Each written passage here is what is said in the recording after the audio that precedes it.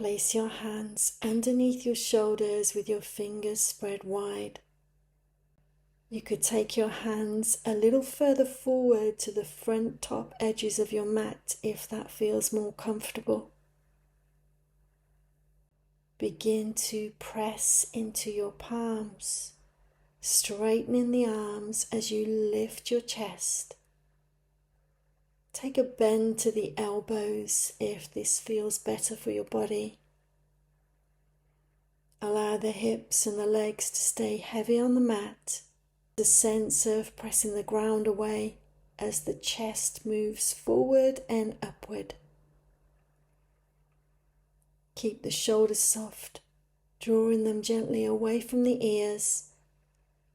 The back of the neck stays long with a soft and steady gaze. Working with a range that feels supported.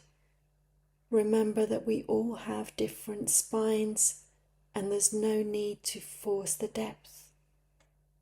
Take a few breaths here. And when you're ready, gently release back down to the mat.